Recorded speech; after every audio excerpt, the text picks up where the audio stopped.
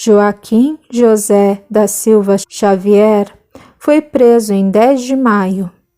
10 dias depois, Luiz Antônio Furtado de Castro, do Rio de Mendonça e Faro, o Visconde de Barbacena, deliberou a prisão dos outros inconfidentes. Todos negaram sua participação no movimento, inclusive Tiradentes. Todos, exceto Cláudio, que, para desespero de Francisco, assumiu sua participação diante do militar que o abordou na própria casa, em sua companhia.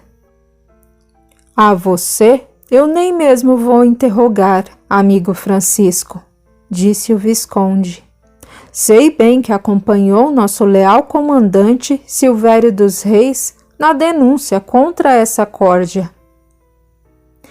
Nem se vivesse por mais 100 anos, Francisco esqueceria o olhar de Cláudio naquele dia. Ele era implacável. Trazia raiva, censura, julgamento e condenação. Na Casa dos Contos, naquela época, uma prisão, os inconfidentes iam sendo amontoados em porões de pedra com grades e passagens circulares e espessas. Quase todos tinham como destino a capital, onde seriam julgados e condenados a diversas penas: enforcamento para o líder, prisão perpétua e degredo para as colônias africanas aos demais.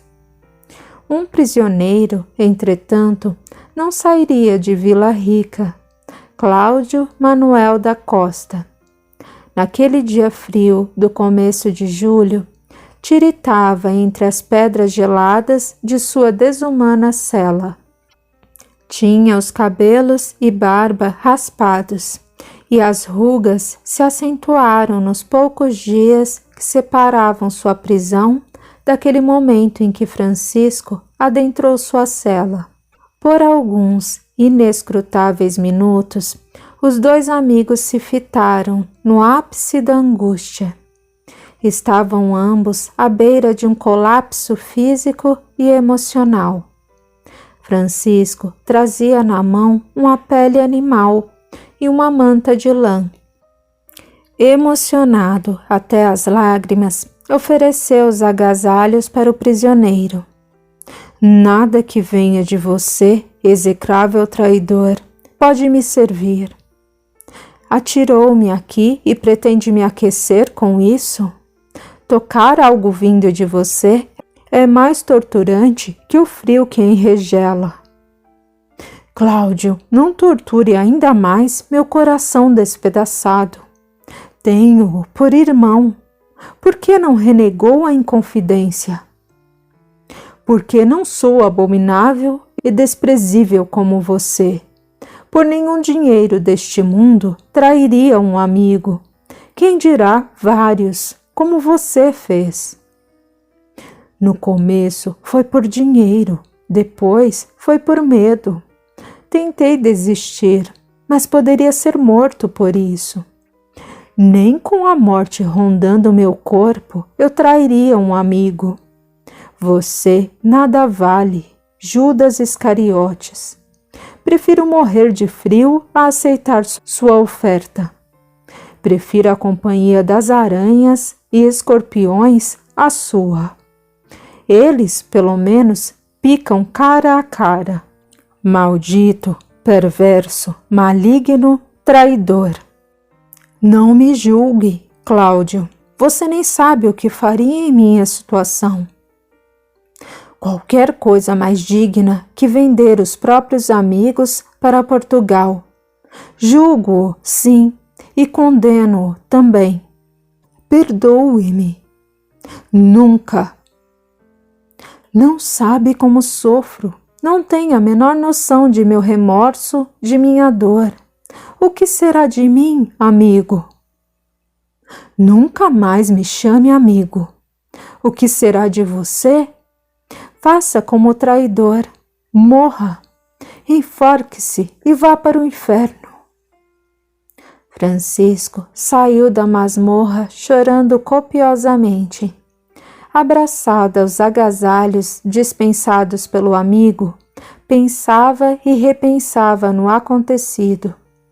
Lembrava as noites na casa de Cláudio, as palestras animadas da Irmandade, as poesias dele e de Tomás. Tivera amigos de verdade e os entregara em conluio com Silvério dos Reis.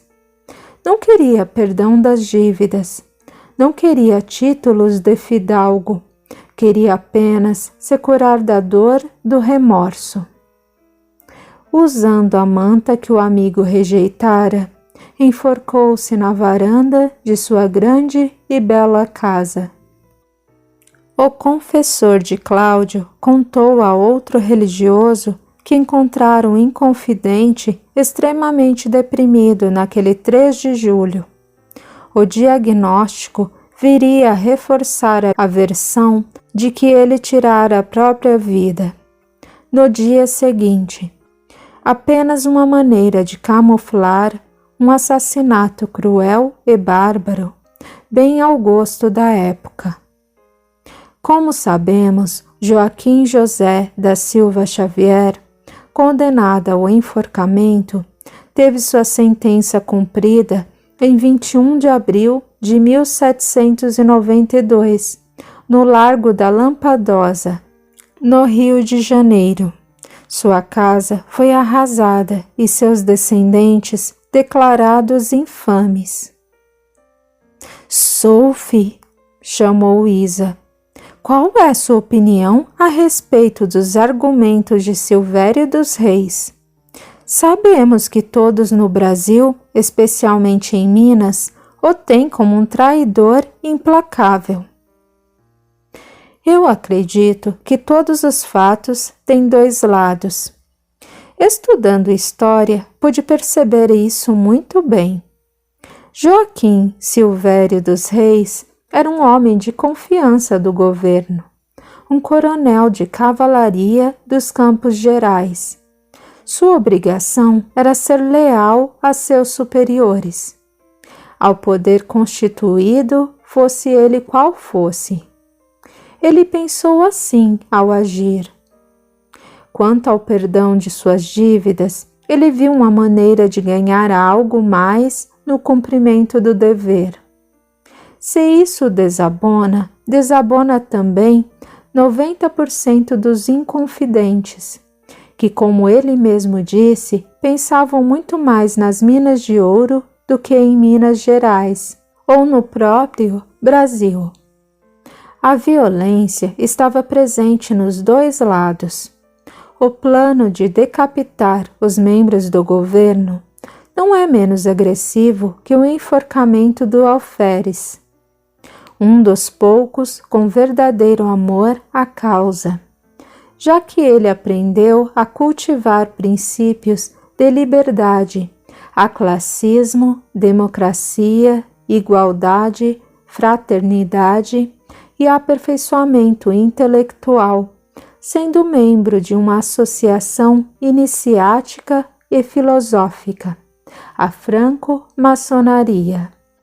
A verdade, meus amigos, é que por mais que a Inconfidência Mineira tenha sido o primeiro ensaio de liberdade na colônia, do qual os brasileiros, com toda razão, se orgulham, foi precoce.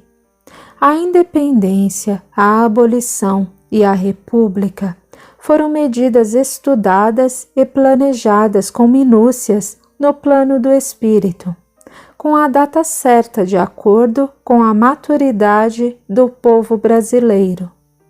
Não poderia ser de uma vez e da noite para o dia, como o coração sonhador do alferes desejou. Mas a eterna reverência e a gratidão dos brasileiros e o orgulho dos mineiros para com Tiradentes não são imerecidos. O primeiro mártir da independência plantou a semente que nasceu no coração de Dom Pedro I, aos ouvidos de quem ele soprou, entre aspas, o brado forte, imortalizado como independência ou morte.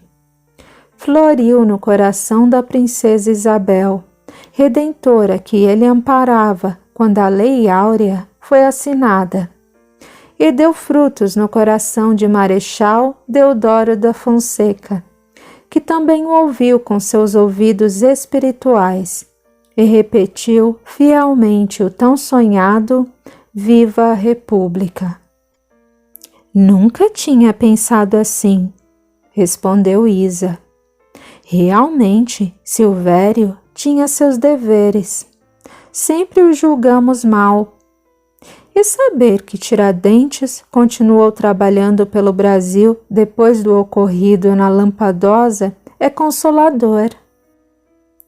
Ele continua trabalhando junto aos protetores do coração do mundo. E como o Brasil está na eminência de entrar no conflito, ele se prepara para um bom trabalho extra. Todos sorriram, pedindo: conte-nos mais sobre os amigos Francisco e Cláudio. Depois de deixar o corpo na cela de Vila Rica, Cláudio foi dominado pela revolta e pelo ódio aos delatores do movimento. Francisco, a seu ver, era o pior dos traidores pelo fato de se dizer seu amigo.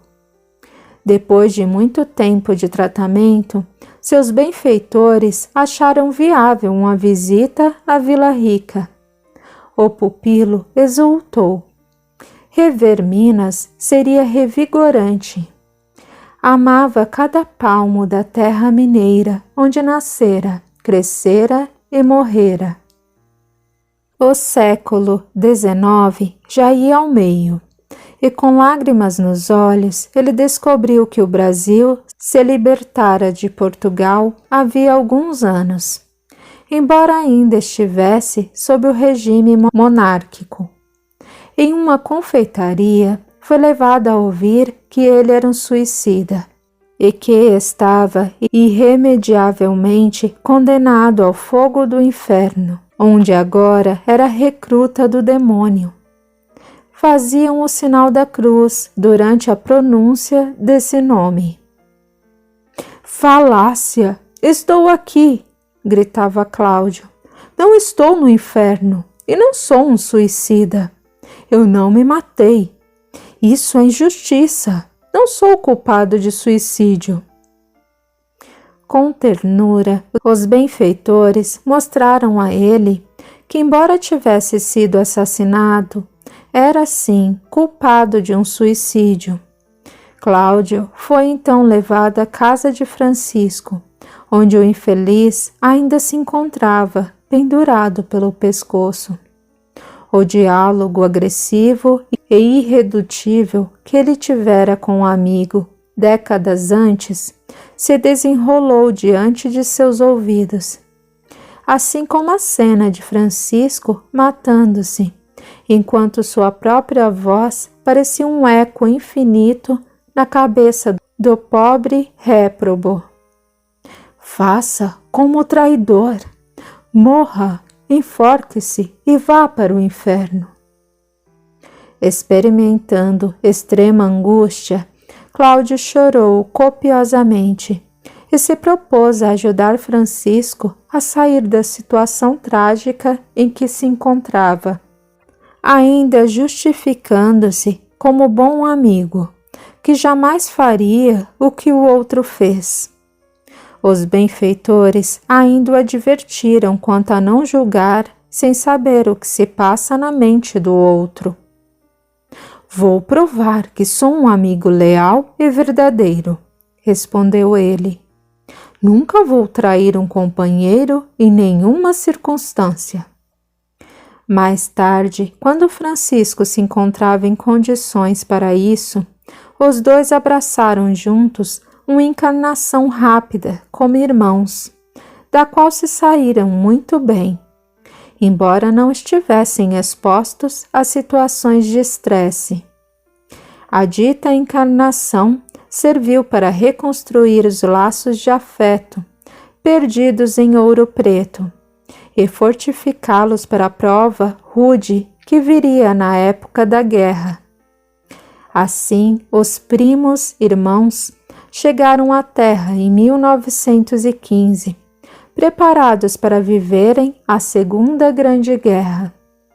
Vieram encarregados de duas importantes missões: vencer seus medos e preconceitos, e principalmente salvar o Pacífico de uma catástrofe bacteriológica, não permitida pelo Conselho de Guerra, entre aspas, do Plano Maior. Nossa! E agora Cláudio, como Roy, fez exatamente o que disse que não faria. Traiu Francisco, ou Kurt. Sim, Isa, mas essa parte eu deixo a cargo de nosso amigo Leon, que pode nos falar sobre amizade, traição e a problemática do julgamento. O vento marinho do Pacífico, sem paz, soprou de leve, lembrando-nos que a Terra era realmente uma linda esfera, azulada por oceanos que ansiavam por serem pacíficos novamente. A torcida pela vida desejava que a paz se estendesse por todo o mar até as calotas polares, presenteando-nos com oceanos pacíficos por todo o mundo. A certeza de estarmos assistidos nos enchia de confiança no retorno da paz do Cristo a seu orbe amado, restituindo a alegria e as flores aos campos de batalhas, substituindo o som repetitivo e aterrador da metralhadora por acordes de instrumentos musicais, e dando lugar do choro e do lamento a cantos endereçados ao Criador, em agradecimento pelo restabelecimento do planeta e em súplica pela força reconstrutora da vinda de Jesus. Enquanto aguardávamos o fim do conflito, fitamos Leon. Os momentos em que nosso amigo nos falava eram uma pausa benéfica, o recreio do espírito imortal que anseia por conhecimento. Cofiando seu basto bigode, ele sorriu. Julgar é um dos mais antigos e perigosos hábitos humanos. Como saber o que se passa na mente e no coração do outro, se ainda não compreendemos o que se passa nos nossos? Para a pergunta, o que eu faria em seu lugar? Existe uma resposta universal. No lugar do outro, nós faríamos exatamente a mesma coisa, já que estaríamos na mesma situação, com o mesmo grau de evolução e a mesma dificuldade. Se não fosse assim, nunca estaríamos no lugar do outro. Portanto, cada um está em seu lugar, decidindo o melhor que pode. Não cabe a quem tem bons dentes descrever a dor da cárie. Então, nunca diga o que faria no lugar do outro. O melhor que faria seria agir como ele. Melhor ainda é saber que o lugar do outro é do outro. E se nós não estamos lá, pode ser por falta de capacidade. Nesse caso, faríamos pior? Talvez. Por isso, simplesmente não estamos lá. Cada um lida da melhor maneira com seus desafios. Mesmo quando erramos, foi fazendo o nosso melhor. Por isso, Jesus já nos alertava quanto aos julgamentos. Cláudio julgou Francisco e acabou caindo no mesmo ponto. Se do contrário ele houvesse usado de benevolência para com o amigo sofredor, não precisaria experimentar a dor que o consome agora. Quando Jesus disse, não julgueis, pois para não serdes julgados, porque com o juízo que julgardes os outros sereis julgados, e com a medida com que medirdes, vos medirão também a vós. Foi exatamente isso que ele disse. A mesma medida que julgou Francisco, julga agora Cláudio, ou seja, o próprio senso crítico dele. O mesmo peso e a mesma medida, pois vem do mesmo juiz implacável, a própria consciência de Cláudio, ou Roy. Não julgue para não ser julgado, por você mesmo. Leon, se houver traição, é sinal de que não havia amizade? Nem sempre, Xênia. A traição pode não ser pela ausência da amizade, e sim pela presença da fraqueza e da imperfeição humana. Para ser amigo, não precisa ser perfeito. Pode, em contrapartida, nunca haver traído nem amizade em uma relação. Afinal, como você explicaria a amizade? A amizade vem do latim amicus, que deriva de amore. Logo, o princípio da amizade é o amor. A princípio, é uma relação afetiva entre duas pessoas em um sentido muito amplo da palavra afeto. Não diria que é isenta do aspecto romântico sexual, pois entre cônjuges pode haver uma amizade profunda. Portanto, a amizade pode ser ou não dotada dessa característica. Nos primórdios, a amizade era apenas um instinto de sobrevivência da espécie, pelo qual os indivíduos protegiam um aos outros na luta contra a extinção.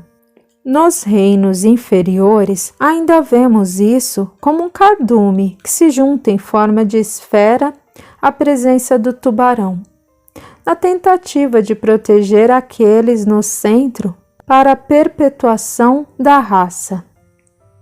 Hoje, temos na amizade um dos melhores pontos de referência do amor universal. Amigos nos amparam, ouvem, ajudam, divertem e amam. Às vezes, os amigos têm interesses em comum e se tornam cooperadores e grandes empreendedores. Outras vezes, são como água e óleo, mas gostam de partilhar momentos juntos, apreciando a companhia um do outro, mesmo que essa não seja a sua atividade preferida. Na crosta, dizem erroneamente que a amizade só é verdadeira se os amigos forem do mesmo sexo. Mas acabei de dizer que pode existir amizade entre os apaixonados. O interesse no campo sexual não impede que a amizade nasça entre duas pessoas. É, portanto, mais comum a amizade desprovida de romantismo que aquelas que o contêm, já que o ser humano tende a aceitar melhor os defeitos do amigo que os do cônjuge.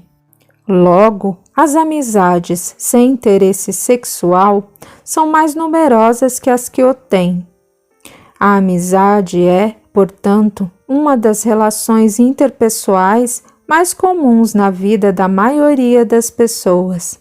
Nós é que damos a ela esse mito de coisa impossível.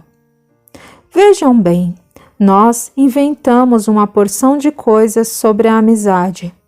Por exemplo, um amigo de verdade nunca diz não para um favor que a gente peça.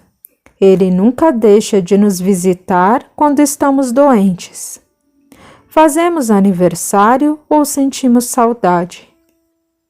É expressamente proibido a nosso melhor amigo ser o melhor amigo de outras pessoas, além de nós.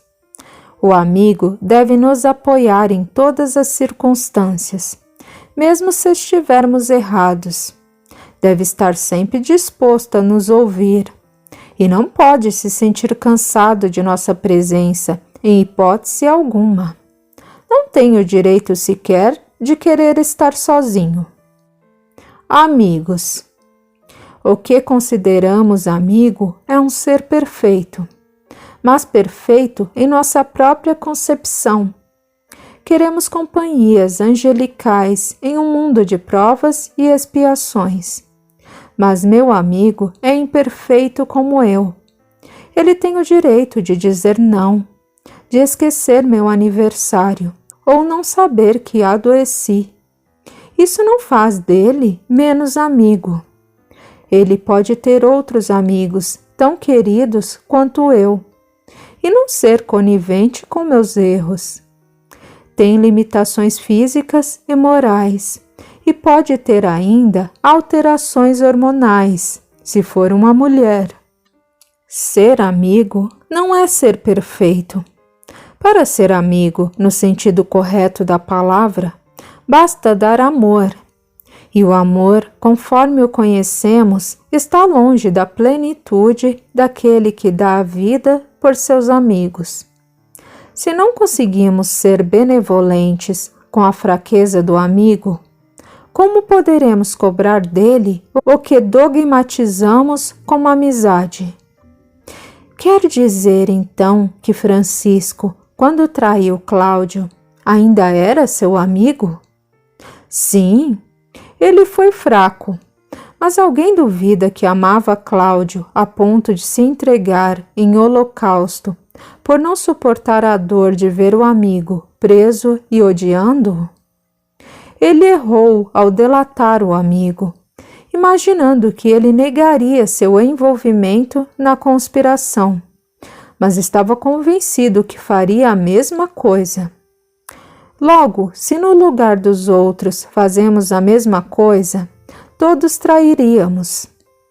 Decidamos de uma vez ou não existem amigos, incluindo nós.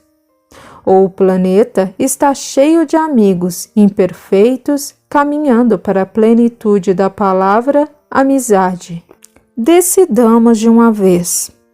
Ou não existem amigos, incluindo nós, ou o planeta está cheio de amigos imperfeitos caminhando para a plenitude da palavra amizade.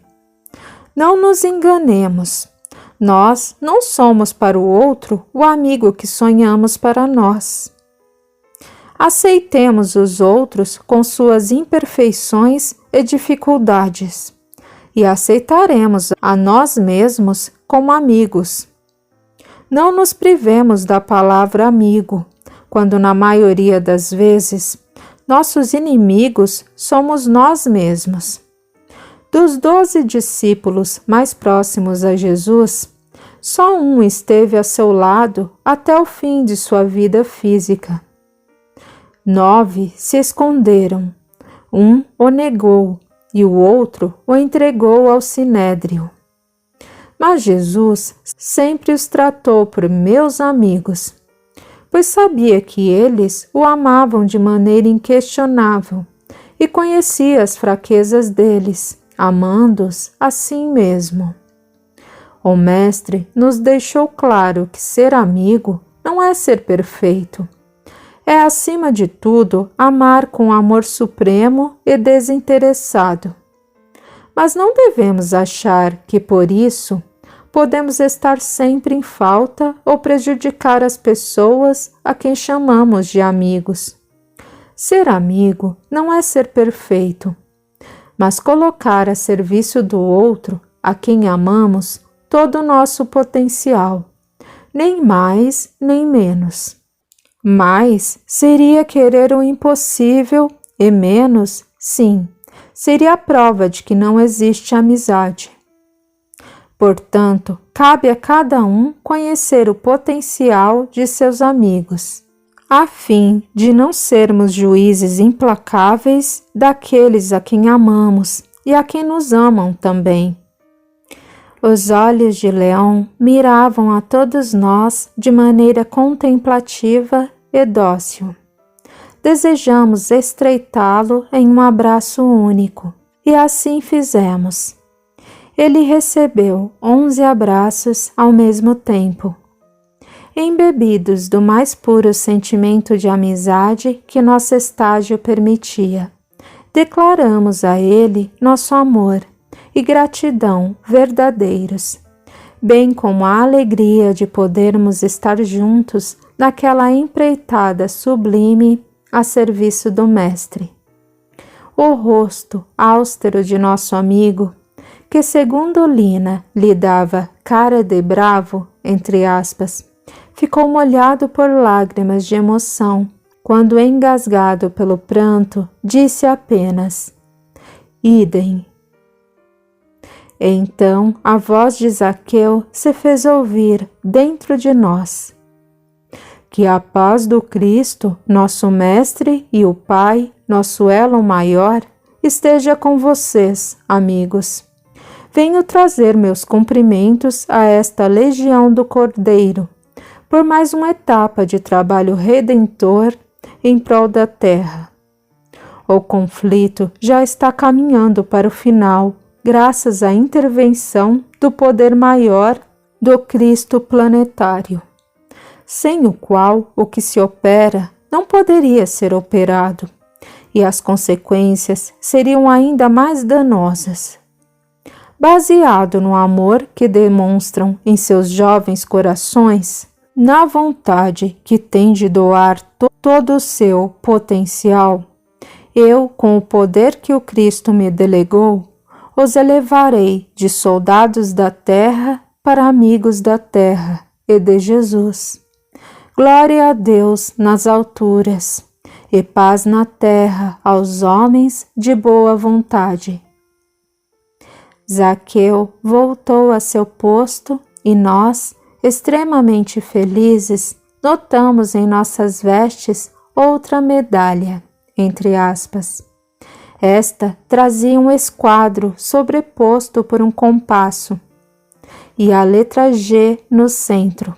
Foi uma maneira que ele encontrou de homenagear os inconfidentes maçons, mostrando-nos a importância do espírito, simbolizado pelo compasso, e da moralidade, da retidão e da ação destes sobre a matéria, representadas pelo esquadro, e do amor a Deus, que ali era a letra G. Era também uma forma de nos chamar de companheiros, grau da irmandade que simboliza a importância do trabalho na formação do homem e da humanidade. Com as forças renovadas, empreendemos mais uma etapa de nossa viagem. A Itália se tornava naquele momento nosso foco de atenção. Grandes acontecimentos que precederiam o fim da guerra estavam previstos para aquela península, que em breve se tornaria a segunda pátria dos pracinhas da FEB. FEB, Força Expedicionária Brasileira.